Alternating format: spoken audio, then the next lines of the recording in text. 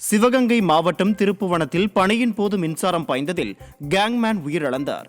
திருப்புவனம் கிழக்கு பிரிவில் கேங்மேனாக பணியாற்றி வந்தவர் மாரிபாண்டியன். இவர் பணியில் ஈடுபட்டிருந்த போது உயரழுத்த பாதையில் மின் விபத்து ஏற்பட்டு உயிரிழந்துள்ளார். இதற்கு வயர்மேன் இல்லாததால் கேங்மேனை பணி செய்ய அதிகாரிகள் நிர்பந்தித்ததே உயிரிழப்பிற்கு காரணம் என சக ஊழியர்கள் குற்றம் சாட்டியுள்ளனர். இது குறித்து விசாரணை நடத்தி விபத்துக்கு காரணமானவர்கள் மீது உரிய நடவடிக்கை எடுப்பதுடன் உரிய இழப்பீட்டை வழங்கவும் நடவடிக்கை எடுக்க ஊழியர்கள் கோரிக்கை விடுத்துள்ளனர். தூத்துக்குடி மாவட்டம் கோவில்பட்டியில் கழிவுநீர் ஓடையை திமுக நகரமன்ற உறுப்பினர் தூர்வாரவில்லை என பொதுமக்கள் குற்றம் சாட்டியுள்ளனர். கோவில்பட்டி நகராட்சிக்குட்பட்ட 20வது வார்டில் உள்ள தெப்பக்குளம் தெரு, வண்ணாபுரணி தெரு, கடலைக்கார தெரு, தங்கம்மன் கோவில் தெரு, மார்க்கெட் ரோடு வழியாக கழிவுநீர் ஓடைகள் செல்கின்றன. இந்த ஓடைகளில் கடந்த 2 வருடங்களாக தூர்வாரப்படாததால் நோய் தொற்று பரவும் அபாயம் ஏற்பட்டுள்ளது. இதுகுறித்து 20வது வார்டு திமுக நகரமன்ற உறுப்பினர் கண்டுகொள்ளவில்லை என கூறப்படுகிறது. உடனடியாக கழிவுநீர் ஓடையை தூர்வார பொதுமக்கள் கோரிக்கை விடுத்துள்ளனர். செங்கல்பட்டு அருகே அதிமுக ஆட்சியில் 120 கோடி ரூபாயில் கட்டப்பட்ட புதிய மாவட்ட ஆட்சியர் அலுவலகம் பராமரிப்பின்றி சீரழிந்து வருகிறது. கடந்த 2019ஆம் ஆண்டு அதிமுக ஆட்சியில் செங்கல்பட்டு அடுத்த வேண்பாக்கம் பகுதியில் சுமார் 120 கோடியில் மாவட்ட ஆட்சியர் அலுவலகம் கட்டி முடிக்கப்பட்டது. இங்கு நாள்தோறும் சுமார் 100க்கும் மேற்பட்ட அரசு ஊழியர்கள், பொதுமக்கள் வந்து செல்கின்றனர். இந்த நிலையில் அலுவலகத்தில் முறையான பராமரிப்பு இல்லாததால் குப்பைகள் நிறைந்து அசுத்தமாக காணப்படுகிறது. ஆகையால் உடனடியாக பராமரிப்பு பணிகளை மேற்கொள்ள கோரிக்கை எழுந்துள்ளது. மதுரை மாவட்டம் உசிலம்பட்டியில் ஜாக்டோ ஜியோ கூட்டமைப்பினரின் ஆலோசனை கூட்டம் நடைபெற்றது. உசிலம்பட்டி வட்டார வள மையத்தில் ஜாக்டோ ஜியோ மாவட்ட ஒருங்கிணைப்பாளர் பொற்செல்வம் தலைமையில் உசிலம்பட்டி வட்டார ஜாக்டோ ஜியோ மற்றும் டிட்டோ ஜியோ அமைப்பு ஆசிரியர்களின் ஆலோசனை கூட்டம் நடைபெற்றது.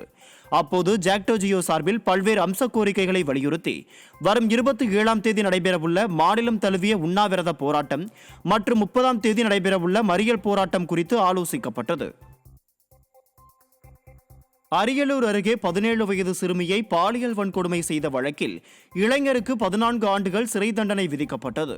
கடந்த 2021ஆம் ஆண்டு கீழப்பழுவூரில் உள்ள ஒரு வீட்டிற்கு பெரம்பலூர் மாவட்டத்தைச் சேர்ந்த விஜயன் என்பவர் சிசிடிவி கேமரா சரி செய்ய சென்றுள்ளார். அப்போது அந்த வீட்டில் இருந்த சிறுமியை வலுக்கட்டாயமாக பாலியல் வன்கொடுமை செய்துள்ளார். இது குறித்த வழக்கில் விஜயனுக்கு 14 ஆண்டுகள் சிறை தண்டனையும் 10,000 ரூபாய் அபராதமும் விதித்து அரியலூர் மாவட்ட மகளிர் விரைவு நீதிமன்றம் தீர்ப்பளித்தது. மேலும் பாதிக்கப்பட்ட சிறுமிக்கு தமிழக அரசு 4 லட்சம் ரூபாய் இழப்பீடு வழங்கவும் உத்தரவிட்டது. விருதுநகர் ஆட்சியர் அலுவலகம் முன்பு இலங்கை தமிழ் மறுவாழ்வு முகாமைச் சேர்ந்தவர்கள் தர்ணா போராட்டத்தில் ஈடுபட்டனர். ஆணைக்கூட்டம் பகுதியில் உள்ள அகதிகள் முகாமில் 500க்கும் மேற்பட்ட குடும்பங்கள் வசித்து வருகின்றனர். இங்கு புதிதாக கட்டி முடிக்கப்பட்ட குடியிருப்புகள் கடந்த ஓராண்டாக மக்களின் பயன்பாட்டிற்கு வராமல் உள்ளன. இந்த நிலையில் வீடுகளை உடனடியாக மக்களின் பயன்பாட்டிற்கு கொண்டுவர வலியுறுத்தி முகாமைச் சேர்ந்தவர்கள் ஆட்சியர் அலுவலகம் முன்பு தர்ணா போராட்டத்தில் ஈடுபட்டனர். தூத்துக்குடி மாவட்டம் திருச்செந்தூரில் மக்களுடன் முதல்வர் முகாம் அடித்துக் கொண்டிருந்த சம்பவம் அரங்கேறியுள்ளது. மக்களுடன் முதல்வர் முகாமில் பொதுமக்களுக்கு நம்பிக்கை இல்லாததால் முகாமே வெறிச்சோடி காணப்பட்டன. இதனால் அதிகாரிகளோ செல்போனிலும் ஒருவருக்கொருவர் அரட்டையடித்துக் கொண்டும் நேரத்தை ஓட்டினர். ராமநாதபுரம் மாவட்டம் முதுகுளத்தூர் அருகே குடிநீர் வராததை கண்டித்து தலையில் முக்காடு அணிந்து நூதன போராட்டம் நடைபெற்றது. கீழமானங்கரை கிராமத்திற்கு கடந்த 2 வருடங்களாக காவேரி கூட்டு குடிநீர் வரவில்லை. இது குறித்து பலமுறை முதுகுளத்தூர் ஊராட்சி ஒன்றிய அலுவலக அதிகாரிகளிடம் புகார் தெரிவித்தும் நடவடிக்கை எடுக்கப்படவில்லை. இதனால் சுமார் 4 கிலோமீட்டர் தூரத்திற்கு நடந்து சென்று குடிநீர் எடுத்து வரும் நிலை ஏற்பட்டுள்ளது. இதனை கண்டித்து அப்பகுதியைச் சேர்ந்த 50க்கும் மேற்பட்ட பெண்கள் ராமநாதபுரம் மாவட்ட ஆட்சியர் அலுவலகத்தில் தலையில் முக்காடு அணிந்து நூதன போராட்டத்தில் ஈடுபட்டனர்.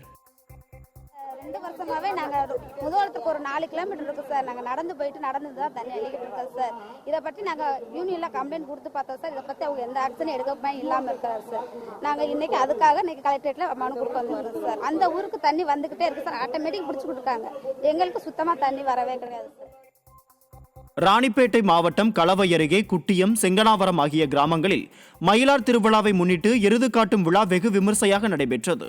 இந்த திருவிழாவானது தொன்று தொட்டு பாரம்பரியமாக ஊர் நன்மைக்காகவும் பொதுமக்கள் கால்நடைகள் நோய் நொடியின்றி வாழவும் விவசாயம் செழிக்கவும் நடைபெற்று வருகிறது என்பது குறிப்பிடத்தக்கது. தருமபுரி மாவட்ட ஆட்சியர் அலுவலகத்தில் பல்வேறு கோரிக்கைகளை வலியுறுத்தி அடுத்தடுத்து நடைபெற்ற 3 தர்ணா போராட்டத்தால் பெரும் பரபரப்பு ஏற்பட்டது. அஜம்பட்டியைச் சேர்ந்த மணிகண்டன் மற்றும் அவரது குடும்பத்தினர் ஓடை புறம்போக்கு அகற்றித் தர வேண்டும் என்பதை வலியுறுத்தி ஆட்சியர் அலுவலகம் முன்பு அமர்ந்து தர்ணாவில் ஈடுபட்டனர்.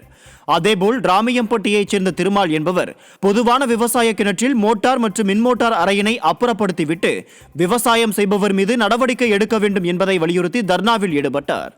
அரூரைச் சேர்ந்த மாற்றுத்திறனாளி மணிகண்டன் மற்றும் அவரது குடும்பத்தினர் இலவச வீட்டுமனை பட்டா கேட்டு ஆட்சியர் அலுவலகம் முன்பு தர்ணா போராட்டத்தில் ஈடுபட்டனர். புதுக்கோட்டை மாவட்டம் பொன்னமராவதி அருகே 3 அடி உயரத்தில் அமைக்கப்பட்ட சாக்கடை பாலத்தால் பொதுமக்கள் அவதியடைந்து வருகின்றனர். கொப்பனாப்பட்டி ஊராட்சி கொன்னையூர் தெற்கு வாசல் பகுதியில் 1,86,000 ரூபாய் மதிப்பீட்டில் புதுப்பிக்கப்பட்ட சாக்கடை செல்லும் பாலம் முன்பு இருந்ததை விட 3 அடி உயரமாக போடப்பட்டுள்ளது. இதனால் வாகனங்கள் விபத்து ஏற்படுவதுடன் பொதுமக்கள் அவதியடைந்து வருகின்றனர். விடியா அரசு இது குறித்து நடவடிக்கை எடுக்க வேண்டும் என மக்கள் வலியுறுத்தியுள்ளனர். 3 அடிக்கு உயரத்தை கேட்டால் வண்டி போக முடியல, வர முடியல, சிலர் ஏற முடியல, டூ வீலரே ஏற முடியல. ஒரு ஆள் ஏறலாம், 2 வீலரில் 2 பேர் வந்தால் கீழே விழுந்துடும். தள்ளு வண்டி தள்ள முடியல, டாட்டா ஏசி வர முடியல. ரெண்டாவது இந்த பாதை வந்து திருவிழா காலத்தில் வந்து அந்த பாதையில் வந்து இப்போ சாதாரணமாக அந்த பாதையில் வந்துக்கிட்டு இருக்கோம். திருவிழா வந்துச்சுனாக்கா அந்த பக்கம் ட்ராப் ஆகிரும், அடவிட்டு போகும். இதில் தான் நாங்கள் வருவோம் எப்போவுமே. அதனால் இந்த பாதை எங்களுக்கு வந்து மீண்டும் பழைய மாதிரி சரி பண்ணி தரப்படி கேட்டு கொடுக்குறோம். தூத்துக்குடி மாவட்ட ஆட்சியர் அலுவலகத்தில் தனது 9 வயது மகனின் மரணத்திற்கு காரணமான அரசு மருத்துவர்கள், செவிலியர்கள், ஸ்கேன் டெக்னீசியன் மீது கொலை வழக்கு பதிவு செய்ய கோரி பாதிக்கப்பட்ட தாய் குடும்பத்தினருடன் வந்து புகார் அளித்தார். தூத்துக்குடி அண்ணா நகர் 5வது தெருவைச் சேர்ந்த கருப்பசாமி மகேஸ்வரி தம்பதியினர் தூத்துக்குடி மாவட்ட ஆட்சியர் அலுவலகத்தில் நடைபெற்ற மக்கள் குறைதீர்க்கும் நாள் கூட்டத்தில் இந்த மனுவை அளித்துள்ளனர். பிள்ளை இறந்தது கூட கண்ணில் காட்டல. அதுக்கடுத்து நாங்கள் உள்ள போகணும்னு பார்ப்போம், வெளியில போங்கம்மான்ட்டு பத்தி விட்டாங்க. ஏன்னா எனக்கு வேற பிள்ளைங்க யாரும் கிடையாது, ஒரு பையன் தான். முந்தின நாள் நல்ல பையன் நல்லா இருந்தான். ஏன்னா வயிறு வலி காரணமாக நாங்கள் சேர்த்தோம். ஏன்னா இப்போ இங்கேயும் வெளியிலையும் பார்த்தோம். அதுக்கடுத்து அங்கே ஜிஹெச்லையும் சேர்த்து பார்த்தோம். பார்த்ததுக்கப்புறம் அவங்க டிப்லாம் ஏற்றும் போது நல்லா தான் பிள்ளை நல்லா பேசிக்கிட்டு எல்லாத்துட்டையும் எங்கள் அம்மாவும் நானும் தான் இருந்து பார்த்தோம். அதுக்கடுத்து நல்ல கெதியாக இருந்த பிள்ளைய ரத்தத்தை ஏற்றி ரொம்ப முடியாமல் ஆக்கி, ஏன்னா அந்த பிள்ளையில ஒன்றும் சொல்ல கூட செய்யலை. தர்மபுரி மாவட்டம் பெண்ணாகரம் அருகே புதிய மேல்நிலை நீர்த்தேக்க தொட்டி அமைத்து முறையான குடிநீர் வழங்க ஆட்சியரிடம் அப்பகுதி மக்கள் மனு அளித்துள்ளனர். செம்மனூர் பகுதியில் தனியாக மேல்நிலை நீர்த்தேக்க தொட்டி இல்லாததால் முறையாக குடிநீர் விநியோகிப்பதில்லை என கூறப்படுகிறது. இது குறித்து அதிகாரிகளிடம் கோரிக்கை விடுத்தும் நடவடிக்கை இல்லை என குற்றம் சாட்டப்படுகிறது. இந்த நிலையில் தனியாக மேல்நிலை நீர்த்தேக்க தொட்டி அமைத்து குடிநீர் விநியோகிக்க வலியுறுத்தி ஆட்சியர் அலுவலகத்தில் அப்பகுதி மக்கள் மனு அளித்துள்ளனர். ராமநாதபுரம் ஊரக வளர்ச்சி உள்ளாட்சித்துறை ஊழியர்கள் சங்கம் சார்பில் 6 அம்ச கோரிக்கைகளை வலியுறுத்தி ஆட்சியர் அலுவலகத்தில் குடியேறும் போராட்டத்தில் ஈடுபட்டனர். இதில் தூய்மை பணியாளர்களுக்கு மாத ஊதியம் 5ஆம் தேதியே வழங்கிட வேண்டும் என்பன உள்ளிட்ட 6 அம்ச கோரிக்கைகளை வலியுறுத்தி பம்ப் ஆபரேட்டர்கள், தூய்மை பணியாளர்கள் விடிய அரசுக்கு எதிராக கண்டன முழக்கங்களை எழுப்பினர். ராணிப்பேட்டை மாவட்டம் அரக்கோணம் அருகே பயணிகள் ரயிலில் திடீர் தீ விபத்து ஏற்பட்டதால் பரபரப்பு ஏற்பட்டது. பெங்களூரிலிருந்து பீகார் மாநிலம் பாடலிபுத்ரா செல்லும் பயணிகள் ரயிலானது முகுந்தராயபுரம் அருகே சென்று கொண்டிருந்தது. அப்போது ஒரு பெட்டியின் சக்கரங்கள் எரிக்கி பிடித்ததால் ரயில் இயல்பான வேகத்தில் செல்ல முடியாத நிலை ஏற்பட்டு புகை கிளம்பியது. இதனைத் தொடர்ந்து ரயில் நிறுத்தப்பட்டதாக அளிக்கப்பட்ட தகவலின் பேரில் அங்கு விரைந்த ரயில்வே அதிகாரிகள் பற்றி எரிய தொடங்கிய தீயை கட்டுக்குள் கொண்டு வந்தனர். கடலூர் மாவட்டம் புவனகிரியில் நெடுஞ்சாலை ஓரங்களில் நிறுத்தப்படும் கனரக வாகனங்களால் விபத்துகள், உயிரிழப்புகள் ஏற்பட்டு வரும் நிலையில் அதிகாரிகள் கண்டும் காணாதது போல் இருப்பதாக குற்றச்சாட்டு எழுந்துள்ளது. புவனகிரி, விருத்தாச்சலம் சாலை மற்றும் சென்னை கும்பகோணம் தேசிய நெடுஞ்சாலை ஓரங்களில் கனரக வாகனங்கள் நிறுத்தப்படுவதால் பொதுமக்கள் சாலையோரமாக நடந்து செல்ல அச்சமடைந்துள்ளனர். மேலும் அடிக்கடி போக்குவரத்து நெரிசலும் ஏற்படுவதாக அப்பகுதி மக்கள் குற்றம் சாட்டுகின்றனர். சாதி சான்றிதழ் வழங்க மறுப்பதாக திருச்சி மாவட்டம் முசிறி கோட்டாட்சியர் அலுவலகம் முன்பு தமிழ்நாடு பழங்குடியினர் இந்து காட்டுநாயக்கன் நலசங்கத்தினர் கண்டன ஆர்ப்பாட்டத்தில் ஈடுபட்டனர். தொட்டியம் வட்டாட்சியர், முசிறி கோட்டாட்சியர், திருச்சி மாவட்ட ஆட்சியர் உள்ளிட்டோரிடம் சாதி சான்றிதழ் வழங்க கோரி பலமுறை மனு கொடுத்தும் நடவடிக்கை எடுக்கவில்லை என பாதிக்கப்பட்டவர்கள் குற்றம் சாட்டியுள்ளனர். எனவே தங்களுக்கு தொடர்ந்து சான்றிதழ் வழங்க மறுத்தால் ரேஷன் கார்டு, ஆதார் கார்டு ஆகியவற்றை கோட்டாட்சியரிடம் ஒப்படைப்பதாக தெரிவித்தனர்.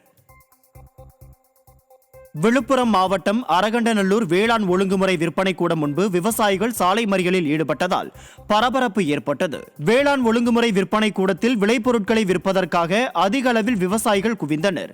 ஆனால் விலை நிர்ணயம் செய்யாமல் அதிகாரிகள் காலம் தாழ்த்தியதாக குற்றம் சாட்டி சாலை மறியலில் விவசாயிகள் ஈடுபட்டதால் போக்குவரத்து பாதிக்கப்பட்டது.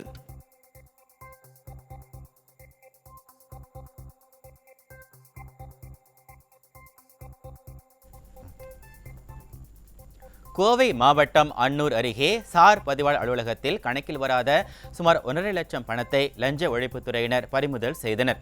நாகமாபுதூர் பகுதியில் உள்ள சார் பதிவாளர் அலுவலகத்தில் தொடர் முறைகேடுகள் நடப்பதாக குற்றச்சாட்டு எழுந்தது. அதன் பேரில் அங்கு விரைந்த அதிகாரிகள் சோதனையில் ஈடுபட்டு கணக்கில் வராத 1,40,000 ரூபாயை கைப்பற்றினர். இதில் சம்பந்தப்பட்ட சார் பதிவாளர் செல்வபால முருகன் துறை ரீதியான நடவடிக்கை எடுக்குமாறு கோரிக்கை எழுந்துள்ளது.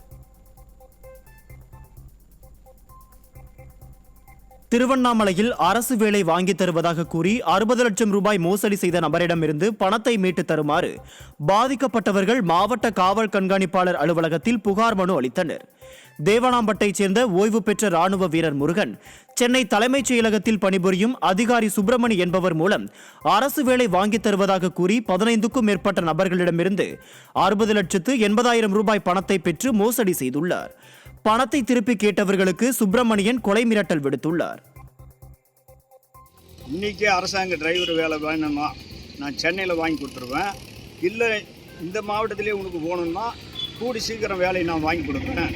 முருகன் சொன்னதின் பேரில் அவரிடம் 2 லட்சம் ரூபாய் ரொக்க பணமாக நேரடியாக நான் கட்டி உள்ளேன். இப்போ நாங்கள் பணமும் கொடுத்துட்டு இவங்கிட்ட சிக்கலில் மாட்டிக்கின்னு நாங்கள் மாதம் மாதம் வட்டியும் கட்ட முடியல. பணம் கொடுத்தவங்க ஓடி தேடி வட்டி கொடுன்னு சொல்லிட்டு வந்து கேட்குறான்.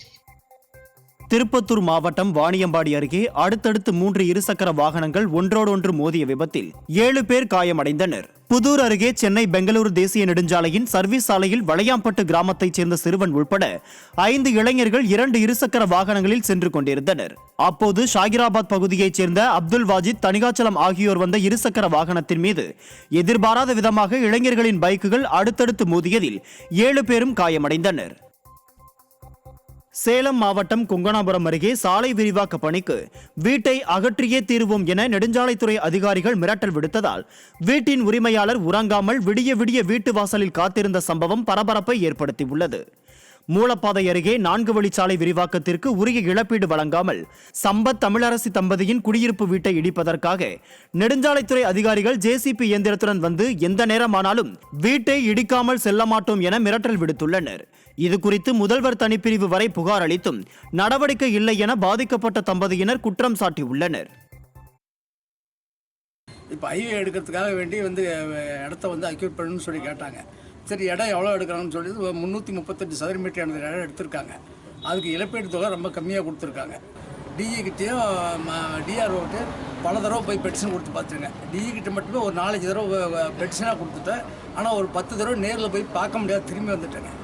அதுக்கப்புறம் இவங்ககிட்ட கொடுத்ததுக்கு எந்த நடவடிக்கையும் இல்லைன்னு சொல்லிவிட்டு கலெக்டர்கிட்ட போய் மண்டே பெட்டிஷன் கொடுத்தாங்க. முதலமைச்சர் தனிப்பிரிவுக்கு மண்டே பெட்டிஷன் கொடுத்தேன். மண்டே பெட்டிஷன் வாங்கிக்கிட்டு அந்த மண்டே பெட்டிஷன் இன்னைய வரல எனக்கு அந்த இது கொடுக்கல. திருவண்ணாமலை மாவட்டத்தில் வழக்கறிஞர் ஸ்டிக்கர் ஒட்டிய ஒரே பதிவு கொண்ட 2 இனோவா கார்கள் பிடிபட்டது.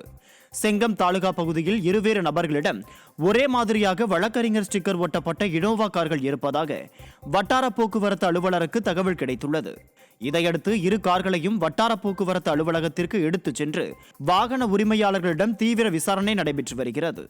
விசாரணைக்கு பிறகே முழு விவரம் தெரிய வரும் என தெரிவிக்கப்பட்டுள்ளது. கடலூர் மாவட்டத்தில் வேளாண்மை துறை அலட்சியம் காரணமாக சாலைகளில் நெல்லை கொட்டி விவசாயிகள் பாதுகாத்து வருவதால் விபத்து ஏற்படுவதாக வாகன ஓட்டிகள் குற்றம் சாட்டியுள்ளனர். புவனகிரி மற்றும் அதன் சுற்றுவட்டார பகுதிகளில் சம்பா அறுவடை பணிகள் தீவிரமாக நடைபெற்று வருகின்றன. இந்த நிலையில் நெல்மணிகளை உலர வைக்க களம் இல்லாததால் சாலைகளில் நெல்லை கொட்டி வைத்து உலர வைக்கும் சூழலுக்கு தள்ளப்பட்டுள்ளதாக விவசாயிகள் வேதனை தெரிவித்துள்ளனர். எனவே விடியா அரசின் வேளாண் துறை அலட்சியம் காட்டாமல் நடவடிக்கை எடுக்க வேண்டும் என விவசாயிகள் வலியுறுத்தியுள்ளனர்.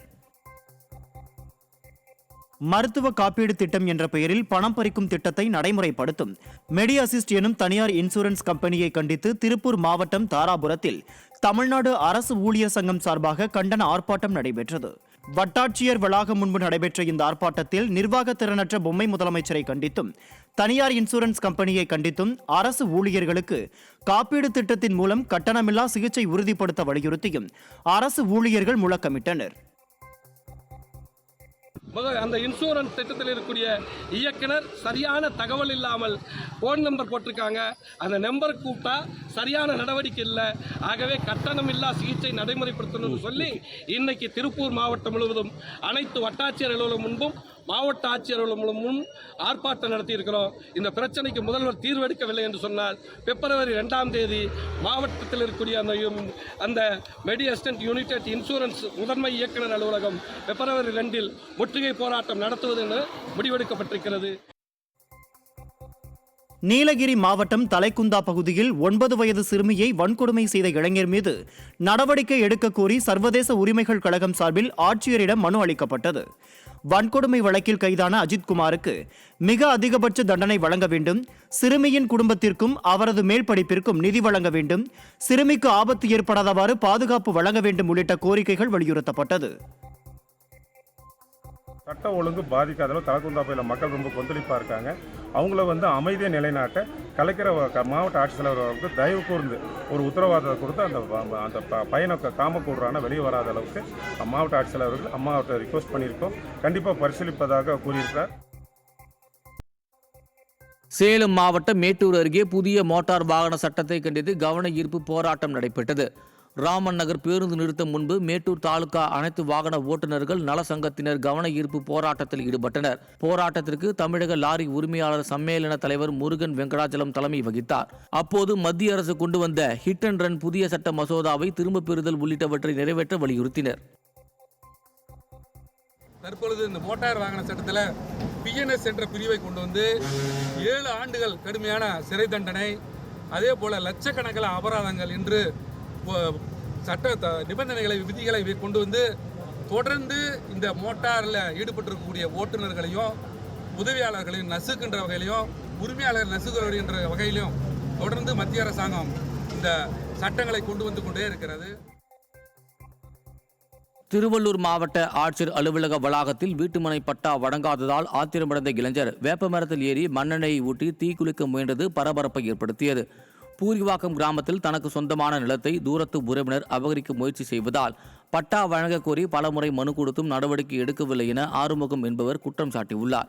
இந்த நிலையில் மக்கள் குறைத்திருக்கும் நாள் கூட்டத்தில் ஆறுமுகம் குடும்பத்தினர் மனு கொடுக்க வந்தனர். அப்போது அவரது மகன் ராகேஷ் திடீரென வேப்பமரத்தில் ஏறி மண்ணெண்ணெயை ஊட்டி தீக்குளிக்க முயன்றதால் பரபரப்பு ஏற்பட்டது.